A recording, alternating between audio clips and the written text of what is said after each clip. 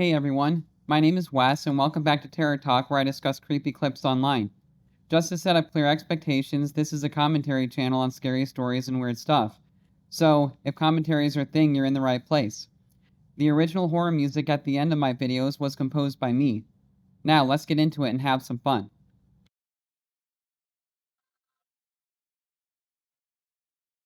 My name is Ryan. This happened 3 years ago when I was 17 and my brother Chris was 19. We live in a small town surrounded by woods. Not much happens here, so kids like us get bored pretty easily.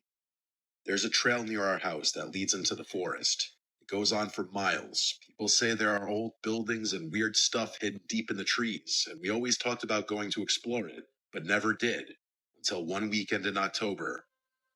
He had nothing to do, and Chris said we should finally check out the house he heard about from other kids at school. It was a cool, cloudy day. The leaves were all changing colors, so it was a nice scenic walk, actually. We packed water and flashlights, told our mom we were going hiking, and left around 3 in the afternoon. The sun sets early in October, so we figured we had maybe 2 hours to go and get back. The walk started out normal. It's not like I hadn't hiked in these woods before, but after maybe 10 minutes, I started to feel weird. It felt like I had walked this specific trail before, like I remembered this specific walk and conversation with my brother. Yeah, that's pretty weird, isn't it? Have you ever had anything weird happen like that, especially kind of out in the middle of the woods or the middle of nowhere where there's just not a lot to do? I'm not gonna lie, it sounds kind of terrible to live out in a town like that where there's just not a lot going on. Like I would get so bored so fast, honestly. But yeah, what are your thoughts on towns like that? And let me know in the comments below if you've ever had anything scary or deja vu related when you're out on a walk or you're out in nature or anything like that. Even when we found a broken fence post on the trail, I felt like I remembered that exact moment. But I had never been down this trail before, I was sure of it. Chris was ahead of me, talking about something random, but I didn't really hear him at this point. I kept looking around, and everything felt too familiar. I knew there would be a thick tree with a big hole in it near the side of the trail, and 5 minutes later, we passed it. I didn't say anything out loud. Like, I've experienced deja vu before. This time, it just felt weirdly more intense. The deeper we went, the more memories came back. I started to remember a house, a 2 story house with green paint peeling off and a broken front step. I saw it clearly in my head. I remembered a broken window on the top floor and dead vines going up the side, but I had never seen this house before in real life. I didn't say anything to my brother yet, though. We finally reached the house between 3:30 and 4 p.m., and when I saw it, I felt like my stomach dropped. It was the same exact house I was picturing in my head, down to just about every last detail. I just stared at it while Chris kept walking toward the porch. I wanted to turn around and leave. In that moment, I actually started questioning if I had seen this house before, even though I was almost positive I hadn't. You know, that is actually really cool.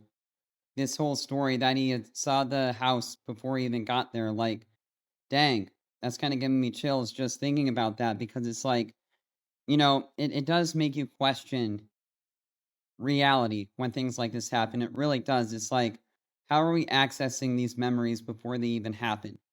And I think that maybe a theory of mine, and this is just coming to my head right now, but a theory of mine is that I think all points in time are connected, like past, present, and future. So all points in time are connected.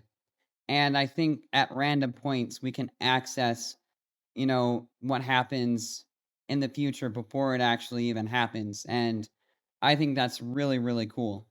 And, we call those kinds of people psychics or whatever, but maybe there's a little bit more that goes into it than just that. But either way is super, super cool. And I do think also that, you know, we have, if we like, potentially, people have the ability to access different realities with their minds too. And I think that's a really cool concept as well. I asked Chris if it felt familiar to him, and He acted confused and said no. Then he asked what I meant. I told him straight up I felt a weird sense of deja vu of this exact moment. I didn't want to chicken out though, so we kept going.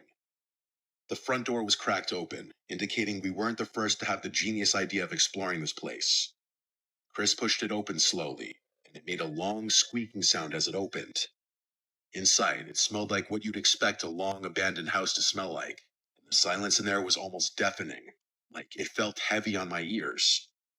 We stepped inside, and there was broken furniture, old wallpaper peeling off, and a staircase going up on the left side of the room. We looked around the first floor for a while. There was a kitchen with no lights, a living room with a fireplace, and a hallway with one closed door at the end. The whole time, it felt like someone was watching us. At least to me it did. Chris made a comment that the place is kind of creepy, and I couldn't agree more. And I said something without thinking. I said, I remember being here before. Chris stopped walking and just turned to me and said, "What do you mean?" I didn't even mean to say it. The words just came out on their own. I repeated myself. I said, I remember this place, the kitchen, that hallway, even the fireplace. And I remember a woman upstairs.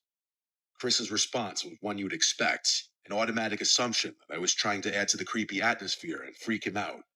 I told him straight up, I'm not trying to scare you. I just have a weird memory of being here and someone being upstairs. I could tell it did creep him out a bit, but I mean, in a setting like this, it isn't hard to freak people out. We stood there for a second. Then we heard a noise, a soft creak, like a floorboard being stepped on. It came from upstairs. Chris looked at me, and I looked at him. We didn't say anything for a few seconds. He dared me to go upstairs and check it out. I said absolutely not, and advised we get out of there. He somehow convinced me to play rock, paper, scissors to see who would go up there and check out the upstairs. I lost, but I still refused to go up there. Chris still would rather go up there than to leave the house right then. As he walked up the stairs, each step creaked. I followed behind, but I stayed at the top of the stairs while he walked toward the room where the noise had seemingly come from. It was the last room on the right. The door was slightly open. He reached out and pushed it open more. I couldn't see what was inside from where I was standing, but Chris saw something in there. He froze, and then out of nowhere, he screamed and almost shoved me down the stairs. He yelled, "Run!" and we flew down the stairs and out the front door. We didn't stop running, not even when we reached the trail again. We kept going until we were completely out of breath. When we finally stopped, we were bent over, trying to breathe. My heart was beating so bad I could barely hear. "What did you see?" I asked. Chris looked at me and said, "There was a woman in there staring out the window like a statue." When I asked him what she looked like, he said all he really noticed was her hair, which was shoulder length and grayish blonde. He kept asking me how the hell I knew there would be a woman up there. I accused him of lying to prank me, that he probably thought I was trying to scare him, so he flipped the script on me. But he never caved. He never told me he was kidding. He insisted for days, weeks, months, even years later today, that he wasn't kidding, and he saw that woman in there. Part of me knows there's a possibility he did flip what he thought was a prank back on me, but deep down, I believe him. We both heard that sound from upstairs. It came from someone or something alive. My deja vu or premonitions or whatever you want to call it were also way too specific to be coincidental. I'm glad I wasn't the only one to look into that room. This experience changed my definition of the term deja vu. Yeah, wow, what a cool story. And I really like stories like this in general because it has more of a paranormal atmosphere to it, doesn't it? Because deja vu is one of those things that is a bit on the paranormal side, but I really like the story a lot, actually. And how did he know that a woman was going to be upstairs? Like, how? And again, I think that you just connect certain things. Like, I feel like there are moments in time where we project our consciousness to our future selves, and we can see things that happen before they actually happen. And that's just my opinion, but I think it's a really cool concept. And I think it would be really cool if that kind of thing ever happened to me one day. It hasn't necessarily happened like that, unfortunately, but if it ever did, I think that would be really, really cool. So, what do you think of this story? Like, how do you think he knew that it was going to happen? Because I do think that the past, the present, and the future are all connected. And sometimes weird things and weird glitches happen where we can project ourselves to the future. But that's just my opinion. But either way, I thought this was a really cool story. And I hope you enjoyed my commentary and the music. And I will see you in the next video.